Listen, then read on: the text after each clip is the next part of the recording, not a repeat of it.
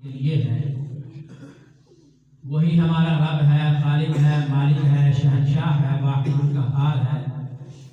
ہر قسم کے عیب سے اور کمی سے وہ میرا رب پاک ہے۔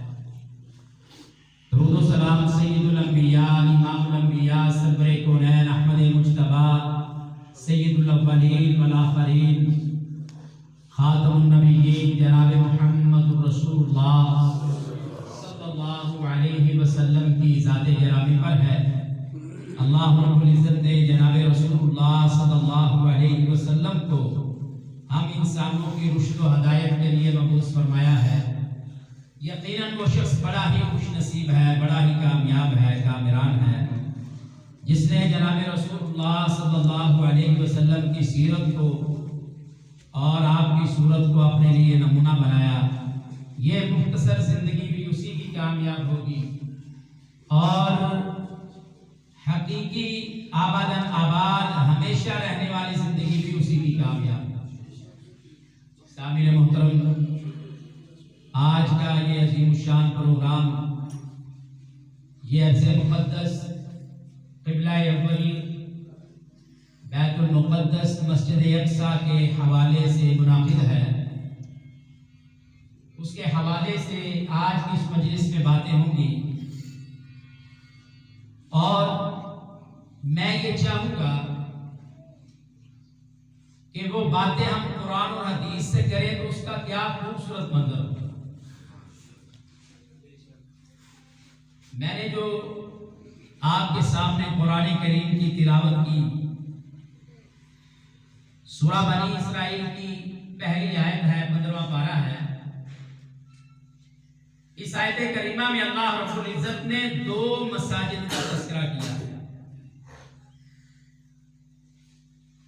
لیلا من المسجد الحرام الى المسجد الاقصى، مسجد حرام سے مسجد اقصیٰ تک۔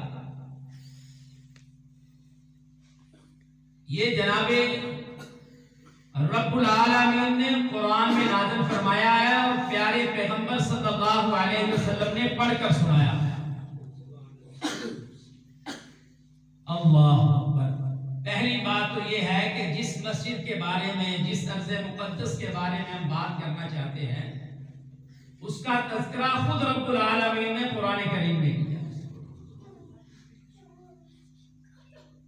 اور پھر یہ مسجد وہ مسجد ہے جس مسجد نے میرے اور آپ کے آقا علیہ الصلوۃ والسلام کو امام الانبیاء بنایا ہے صلی اللہ علیہ وسلم۔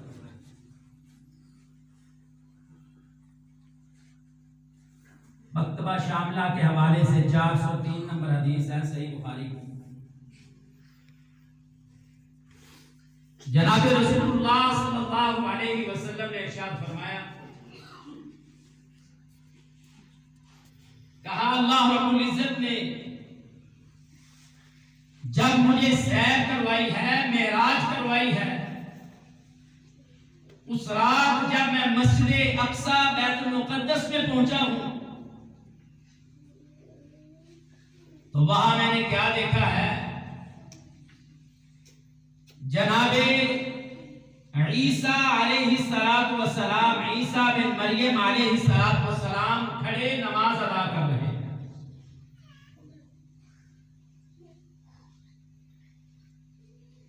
اور رسول معظم سید ولد آدم، امام الانبیاء، امام کائنات، خاتم النبیین جناب محمد رسول اللہ صلی اللہ علیہ وسلم نے ارشاد فرمایا، کیا میرے صحابہ جانتے ہو عیسیٰ بن مریم علیہ السلام کی سب سے زیادہ جو تشبیہ ہے وہ میرے صحابی عروہ کے ساتھ ملتی ہے۔ ایک صحابی تھے سیدنا عروہ رضی اللہ تعالی، کہا ان کی جو شکل و شباہت ہے، جو ماندرہ ہے، وہ جناب سیدنا عروہ رضی اللہ تعالیٰ عنہ کے ساتھ ملتا ہے۔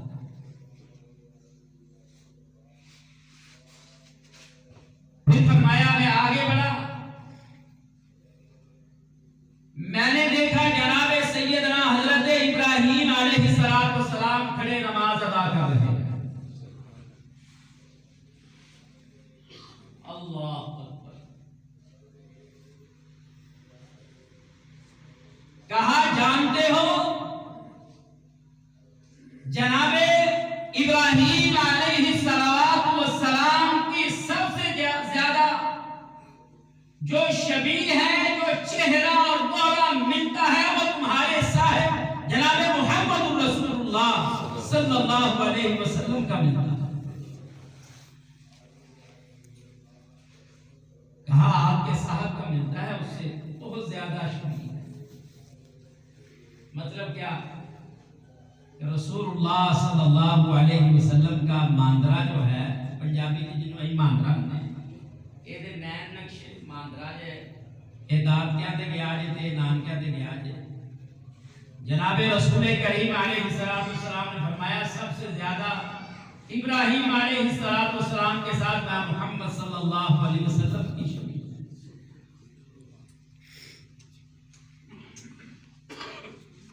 میرے اور تمہارے امام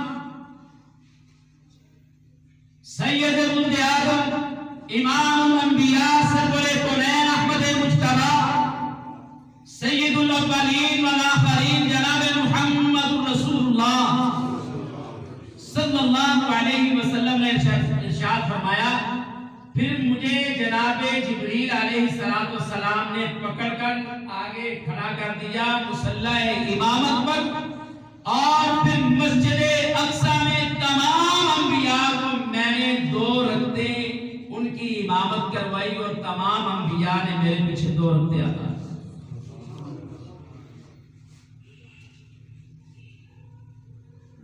یہ مسجد کا ایک تعارف یہ بھی ہے. کون سی مسجد ہے؟ مسجد اقصی، بیت المقدس، ارض مقدس، جس کا خطہ فلسطین ہے. اور یہاں میرے اور تمہارے امام الانبیاء کو اللہ تعالیٰ نے یہ اعزاز دیا ہے کہ وہاں تمام انبیاء کو امامت کروا کر اللہ رب العزت نے اس مقام اور رتبے سے نوازا ہے کہ آج ہم امام الانبیاء علیہ السلام کہتے ہیں. اس کے علاوہ کوئی اور جگہ نہیں ہے جہاں میرے اور تمہارے پیغمبر صلی اللہ علیہ وسلم نے انبیاء علیہ السلام کو امامت کروائی. اللہ اکبر. چلیے ابن خزیمہ کی ایک حدیث جناب رسول اللہ صلی اللہ علیہ وسلم نے ارشاد فرمایا، کہا ان سلیمان ابن داؤد صلی اللہ علیہ وسلم. اور یہ جو مسجد نبوی ہے، ترجمہ حدیث کا کرنے سے پہلے میں آپ کو یہ بتا دوں، یہ جو مسجد اقصی ہے، مسجد اقصی بیت المقدس، یہ جناب سلیمان بن داؤد صلی اللہ علیہ وسلم نے بنوائی ہے. یہ انہوں نے تعمیر کی، اور اس کا ذکر بھی اللہ تعالیٰ نے جو جناب سلیمان علیہ السلام نے مزدور لگائے تھے نا، ان کا تذکرہ اللہ نے قرآن میں کیا.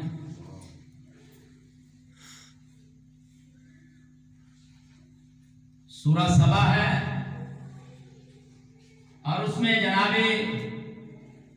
سلیمان علیہ السلام کا ٹیک لگا کر اپنے عصا پر کھڑا ہونا، اور جنوں کی جماعت سے جن سے آج سارے ڈرے ہوئے ہیں. جنات بڑے ڈر، اللہ کرے اتنا ڈر سانو اللہ رب العزت کا پیدا نہیں کرے. جس کا کام خراب ہوا ہے نا منو جن پہ، جس کے کاروبار میں نقصان ہوا ہے منو جن پہ، سایہ ہو گیا، کسی نے کچھ کروا دیا ہے، کسی نے کوئی ٹونا کروا دیا ہے. جس کا رشتہ نہیں ہوتا وہ بھی یہ سوچے بیٹھا ہوا ہے کہ میرے جن پہ جنوں کی حیثیت کیا ہے سننا چاہتے ہو؟ بات دور نکل جائے گی۔ جناب سلیمان علیہ السلام نے رسول اللہ صلی اللہ علیہ وسلم نے ارشاد فرمایا لما بنا بیت المقدس سأل اللہ عز وجل، جب جناب سلیمان علیہ السلام نے بیت المقدس کو بنایا، تعمیر کرنا شروع کیا، بھی مکمل نہیں، تو اللہ تعالیٰ سے سوال کیا، تین سوال اللہ تعالیٰ سے کیے، تین چیزیں اللہ سے مانگی۔ مانگنے والے وقت کے نبی ہیں، نبی کے بیٹے ہیں، جناب داؤد علیہ السلام کے بیٹے ہیں، اور داؤد علیہ السلام کو اللہ تعالیٰ نے یہ ملکہ دیا تھا، وَآتَيْنَا دَاوُودَ زَبُورًا، وہ زبور کے حامل تھے، اللہ تعالیٰ نے ان پر زبور کو نازل کیا تھا۔ جب وہ زبور کی تلاوت کیا کرتے تھے نا، جس طرح ہم قرآن کریم کی تلاوت کرتے ہیں، جناب داؤد علیہ السلام کو اللہ تعالیٰ نے زبور عطا کی۔ جب وہ زبور کی تلاوت کیا کرتے تھے تو یہ جو پرندے ہیں نا، پرندے یہ سارے ان کے ساتھ وہ اس زبور کی تلاوت کیا تھا۔ آج بھی کہا جاتا ہے کہ اس بندے کو اللہ تعالیٰ نے لحن داؤدی، وہ آواز عطا کی ہے، وہ سریلی آواز ہے، وہ خوبصورت ہے، وہ اطمینان بخش ہے، دلوں کو لذت دینے والی ہے، اللہ کا ڈر پیدا کرنے والی ہے۔ یہ ایمان کو بڑھانے والی بات جو ہے نا، یہ ایسی ہے جیسے جناب داؤد علیہ السلام۔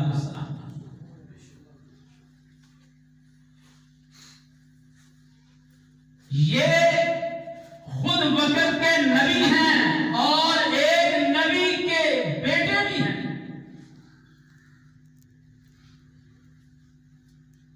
اللہ تعالیٰ سے تین سوال کیے ہیں۔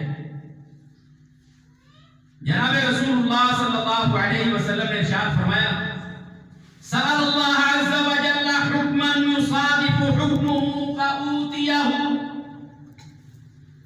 اللہ تعالیٰ سے یہ سوال کیا ہے، اللہ تو مجھے ایسا ملکہ عطا فرما، فیصلہ کرنے کی قوت ایسی عطا فرما کہ میں جس کے بارے میں کوئی فیصلہ کروں، جو لوگ میرے پاس جھگڑا لے کر آئیں یا اپنے فیصلے یا پنچایت لے کر آئیں، ان کا فیصلہ میں اسی کے حق میں کروں، اے اللہ جو حقدار ہے، غیر حق جو حقدار نہیں ہے اس کے حق میں اللہ مجھ سے فیصلہ نہ کروا۔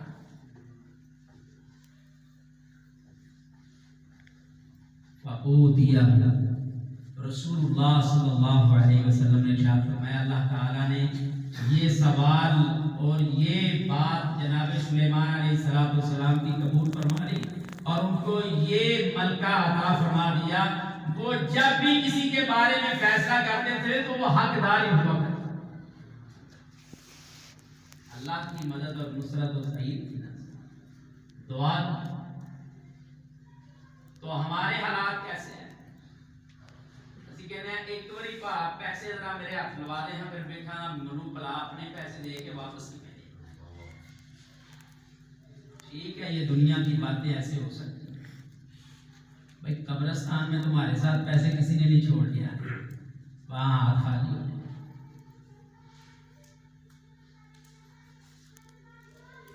رسول اللہ صلی اللہ علیہ وسلم نے ارشاد فرمایا دوسرا سوال، وَسَأَلَ اللَّهَ عَزَّ وَجَلَّ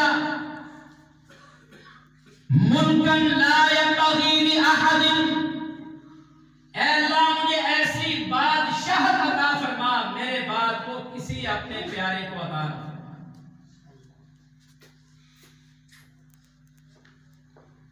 رسول اللہ صلی اللہ علیہ وسلم نے ارشاد فرمایا فعودیہ اللہ تعالیٰ نے ایسی سلطنت بادشاہت عطا فرمائی، اس جیسی کسی اور کو اللہ تعالیٰ نے عطا فرمائی۔ یہ سلطنت کی بات ہے، اور کوئی بندہ بھی یہاں کنفیوز نہ ہوئے جناب رسول اللہ صلی اللہ علیہ وسلم کے مقام مرتبے سے اور جناب سلیمان بن داؤد صلی اللہ علیہ وسلم کے مقام مرتبے سے۔ یاد رکھنا، پہلی نبوتیں ایک علاقے میں، چھوٹے سے خطے میں، کسی ایک قوم کے لیے ہوا کرتی تھی۔ یہ جو نبوت ہے، نبوت محمدی صلی اللہ علیہ وسلم، یہ تمام انسانوں کے لیے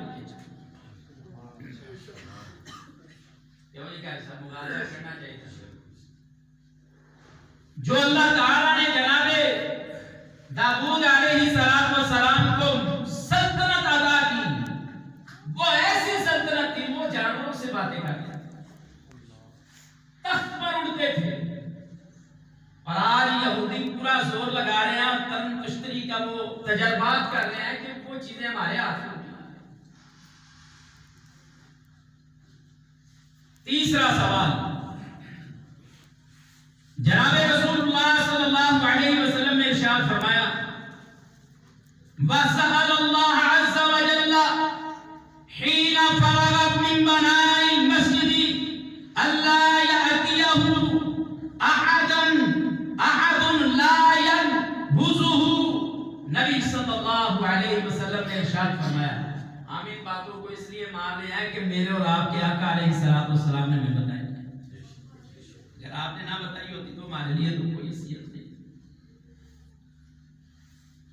کہا تیسرا سوال یہ تھا، جناب سلیمان بن داؤد صلی اللہ علیہ وسلم کا، انہوں نے جب مسجد اقصی، بیت المقدس، ارض مقدس میں، سرزمین پر بیت المقدس کو مکمل کر لیا، تعمیر کر دیا، پھر اللہ تعالیٰ سے یہ سوال کیا، کہا اے میرے رب، اے اللہ، جو کوئی اس مسجد میں صرف اس لیے آئے کہ وہ یہاں نماز ادا کرنا چاہتا ہے، صرف اس لیے اس مسجد کا سفر کرتا ہے، اس مسجد میں آتا ہے نماز ادا کرنے کے لیے، اللہ اکبر۔ رسول اللہ صلی اللہ علیہ وسلم نے فرمایا، تو جناب سلیمان علیہ السلام نے اللہ تعالیٰ سے یہ دعا کی تھی، اے اللہ، تو اس کو گناہوں سے اس طرح صاف کر دینا، اس طرح اس کے دامن کو گناہوں سے صاف کر دینا، اور اس کے رجسٹروں کو گناہوں سے پاک کر دینا، اس کے نامہ اعمال کو گناہوں سے صاف کر دینا۔ فرمایا، خطیئتہ کیوم ولدتہ امہ، اے اللہ، تو اسے ایسے کر دینا کہ جیسے ابھی اس کی ماں نے اسے پیدا کیا۔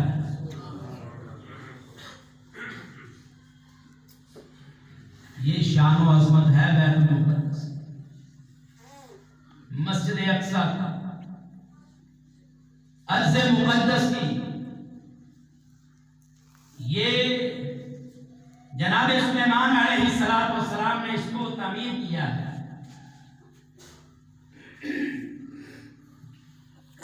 رسول اللہ صلی اللہ علیہ وسلم سے سیدنا ابو ذر، صحابی کا نام کیا ہے؟ سیدنا ابو ذر، کہو رضی اللہ تعالی عنہ، انہوں نے سوال کیا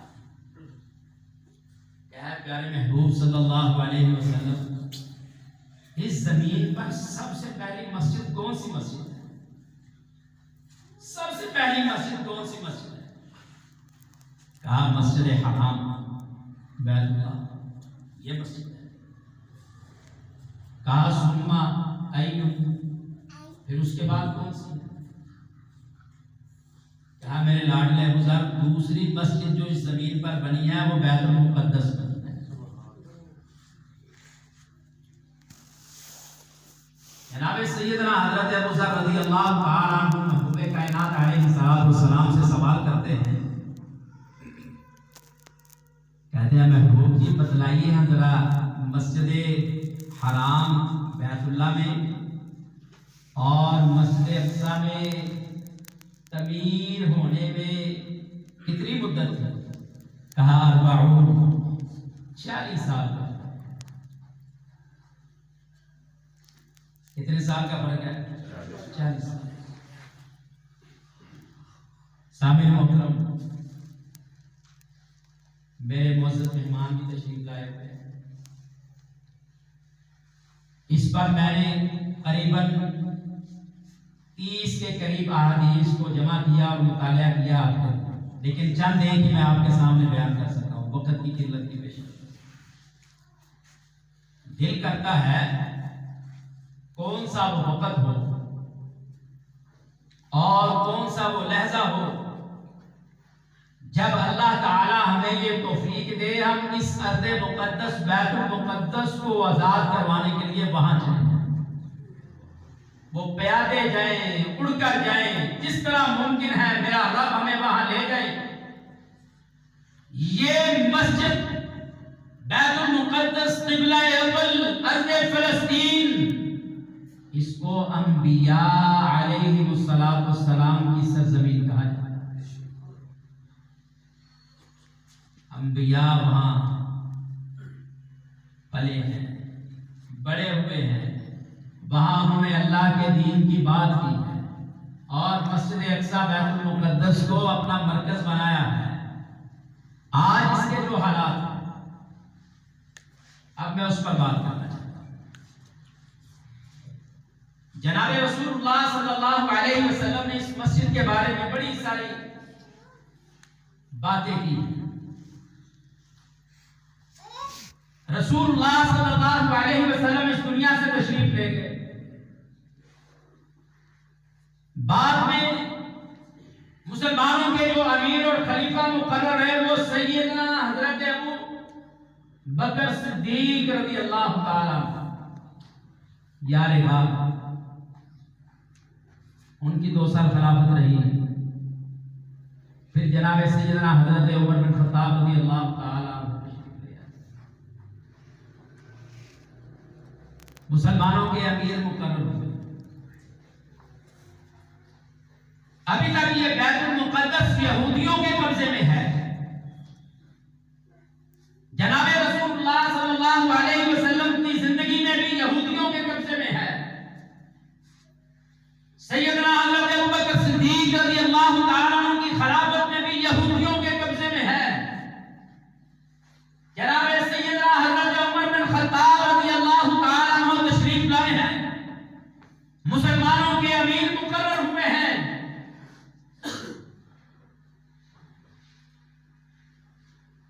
ہر سو چہار انہوں نے مجاہدین کے لشکر بھیجے ہیں، قافلے بھیجے ہیں. اسلام قبول کر لو سب کچھ محفوظ ہے، نہیں قبول کرو گے تو پھر تمہارا زمین پر رہنے کا کوئی حق نہیں.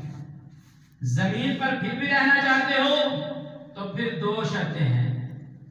ایک، یا تو جزیہ دو، جزیہ دے کر یا پھر ہمارے ساتھ مقابلہ کرو. بچ گئے، جیت گئے، تم اپنی زمینوں پر رہنا.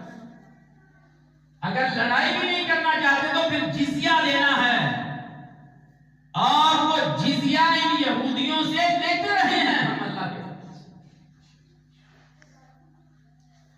جناب سیدنا حضرت عمر بن خطاب رضی اللہ تعالیٰ عنہ ان کی خلافت کا یہ 2 دورہ ہے اور ہجرت کا 16واں سال ہے. ہجرت کا 16واں سال.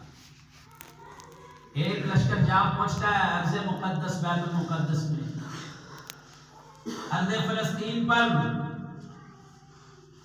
ایک مسلمانوں کا لشکر اسلام کے جھنڈے کو لہرانے کے لیے بیت المقدس کو، قبلہ اول کو یہودیوں کے نردے سے آزاد کروانے کے لیے، مسلمانوں کی، ایمان والوں کی میراث کو واپس دینے کے لیے ایک لشکر وہاں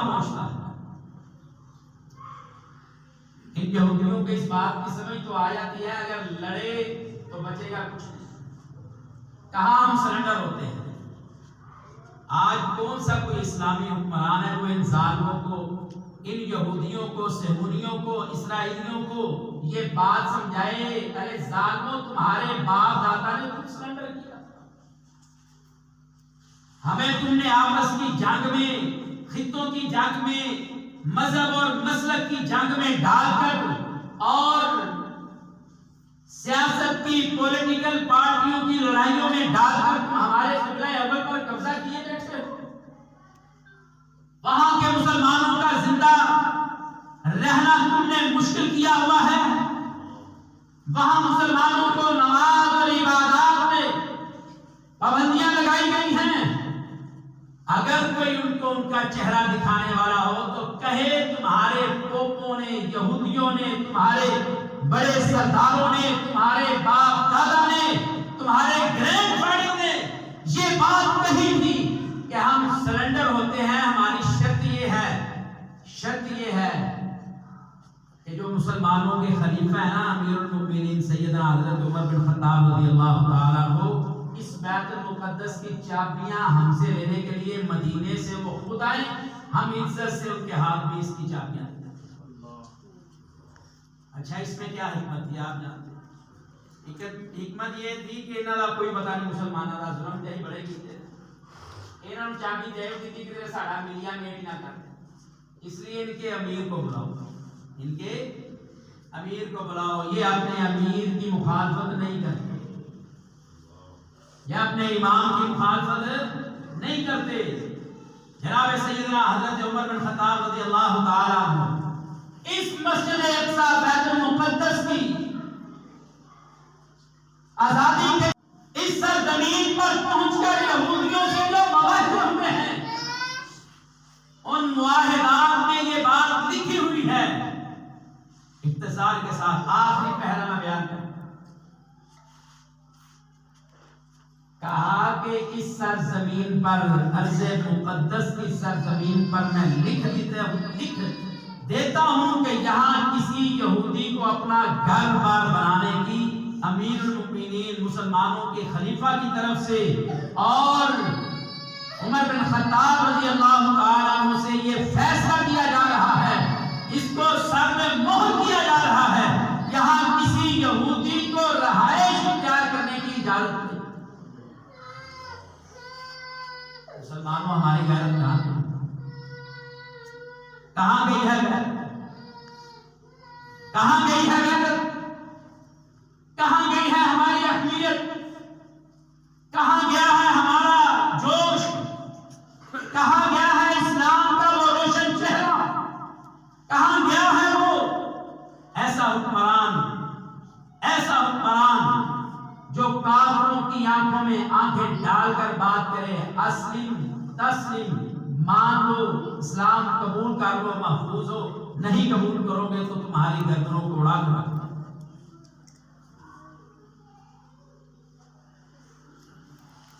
اللہ اکبر. سیدنا حضرت عمر بن خطاب رضی اللہ تعالیٰ عنہ کا زمانہ. پھر دوبارہ مسلمانوں کے ادوار گزرے، مسلمان کمزور ہوئے، دوبارہ اس پر یہودیوں نے قبضہ کر.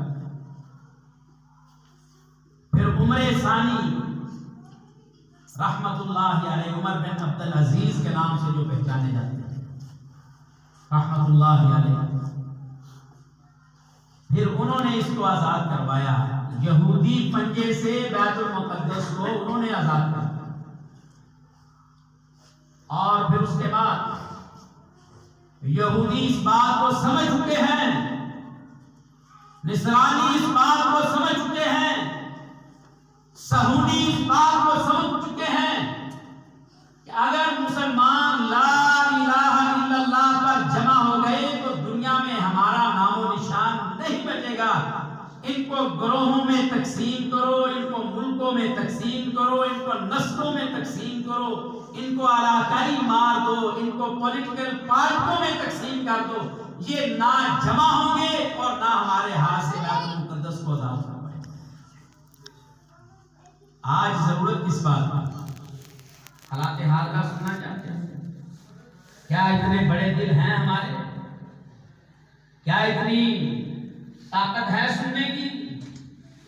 7 اکتوبر 2023 سے لے کر آج 16 اکتوبر ہے، 17 اکتوبر ہے، ہر روز روزانہ کی بنیاد پر یہودی جو بیت المقدس کے ارد گرد بسنے والے مسلمان کو ہیں، ارض مقدس فلسطین کے غزہ کے مسلمانوں پر جو بربریت اور ظلم کے پہاڑ توڑ رہا ہے، کم از کم میں کم از کم کی بات کر رہا ہوں، روزانہ کی بنیاد پر 100 مسلمان کو شہید کیا جاتا ہے۔ جانتے ہو ان کے حالات کیا ہیں؟ میں نے ایک فلسطینی کو دیکھا، اس نے نقاب پہنا ہوا ہے، اس نے نقاب پہنا ہوا ہے اور وہ میڈیا پر آ کر اعلان کر رہا ہے کہ یہودیوں ہم تم سے بدلہ لیں گے، ہم تمہاری اینٹ سے اینٹ بجائیں گے۔ اتنی دیر میں اس کی ماں اس کے پاس آتی ہے اور آ کر کہتی ہے جب پھر دشمن کے مقابلے میں لڑنا ہے تو پھر منہ چھپا کر بات کرنے کی کیا بات ہے؟ وہ اس کے منہ سے اس کا نقاب اتار دیتی، نقاب منہ چھپانے کی کیا بات ہے؟ شہادتیں کل بھی ہم حاصل کرتے رہے ہیں، ہم شہادتیں لیں گے لیکن اپنا حق نہیں چھوڑیں۔ ہر کچھ عرصہ بعد، پہلے کئی سالوں کی بات ہوا کرتی، اب تو ان 2 اشروں میں ایسے ہوا ہے کہ سال میں 1 یا 2 دفعہ ایسا موسم آتا ہے، ایسا یہودی ماحول بناتے ہیں، یا تو بیت المقدس کو شہید کرنا شروع کر دیتے ہیں یا وہاں کے فلسطینیوں پر بمباری شروع کر دیتے ہیں۔ اب تو انہوں نے کیمیائی ہتھیاروں کے ساتھ ان پر حملہ کیا ہے۔ اللہ کی قسم ہمارے ایمان اللہ کے فضل سے کمزور نہیں ہیں، ہم آج بھی اپنے فلسطین کے بھائیوں کے ساتھ، مسلمانوں کے ساتھ، غزہ کے مسلمانوں کے ساتھ، لبنان کے مسلمانوں کے ساتھ، شام و عراق اور شام اور سیریا کے مسلمانوں کے ساتھ اللہ کے فضل سے آج بھی کھڑے ہیں۔ اگر وہ وہاں دشمن کے سامنے کھڑے ہیں، یہاں ہم ان کے لیے اپنے رب سے ہاتھ اٹھائے ہوئے ہیں۔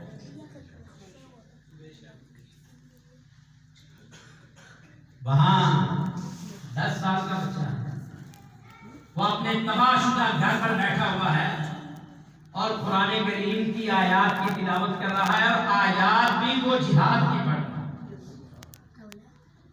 ایک بچہ ہے، اس کو ہسپتال میں لے کر جا رہا ہے، ہسپتال میں لے کر جایا جا رہا ہے اور اس کا باپ اسے اٹھائے ہوئے ہے اور اس کو وہ حوصلہ دے رہا ہے، کوئی بات نہیں، کچھ نہیں ہوئی۔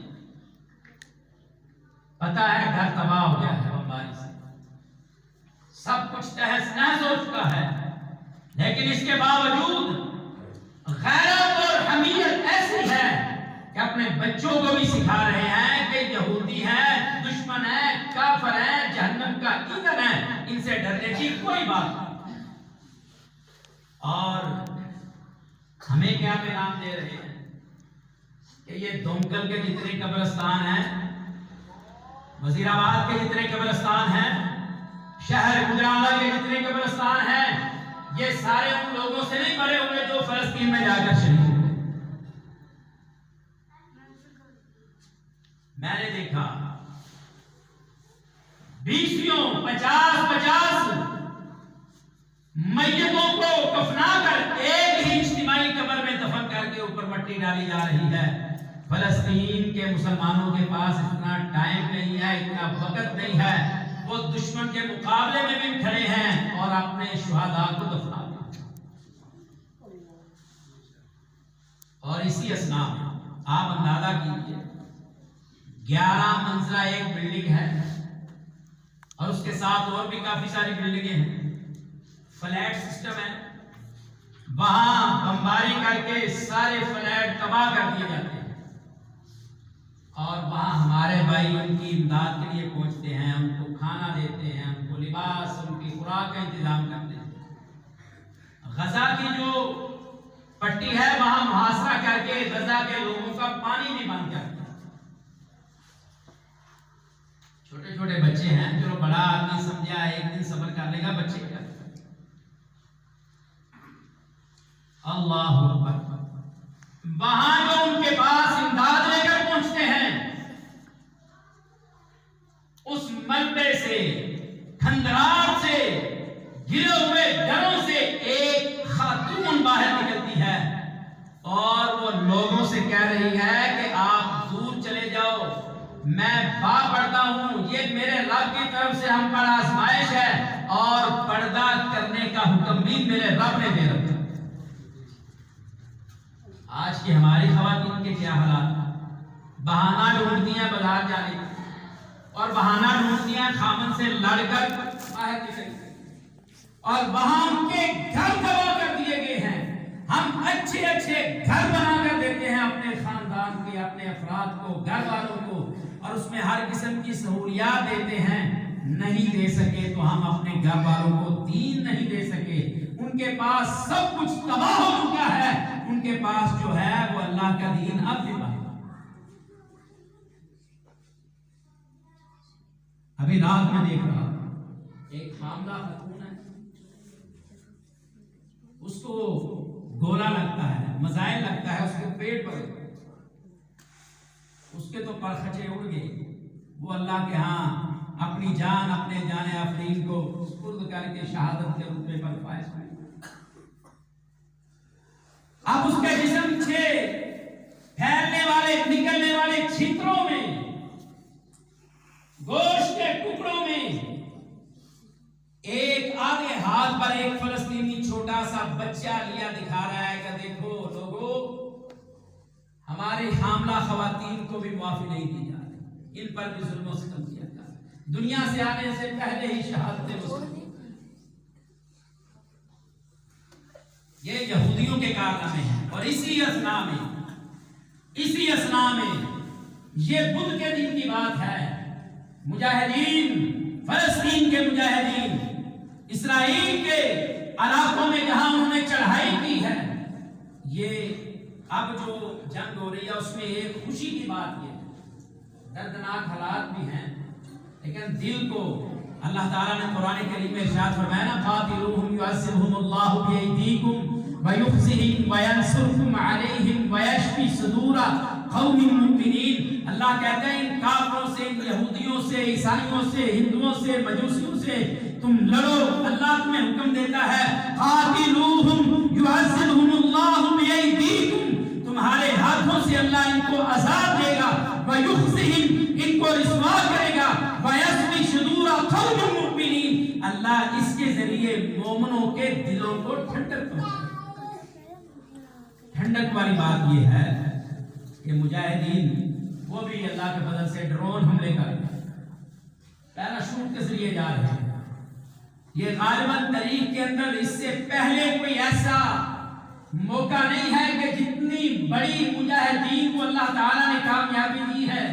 ان ایام میں یہودیوں کا، اسرائیلیوں کا اتنا زیادہ اللہ تعالیٰ نے ان کا نقصان کروایا ہے مجاہدین سے۔ ان کا جو سب سے بڑا جنرل تھا، آرمی کا جو چیف تھا، اس کو مجاہدین نے یرغمال بنا لیا ہے، اپنے ساتھ اس کو لے آئے۔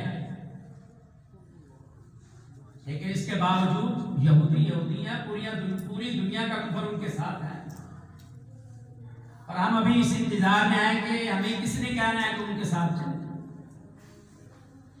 تو ان ایام میں نے ایک یہودی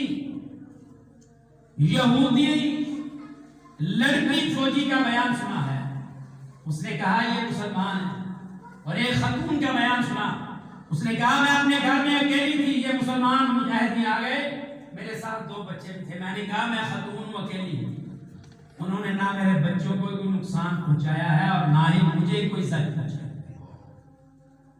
مجاہدین نے میدانوں میں بھی اللہ کے دین پر عمل کر کے دکھایا ہے کہ ہمارا مقابلہ ان کے ساتھ ہے جو ہمارے مقابلوں میں نکلیں گے۔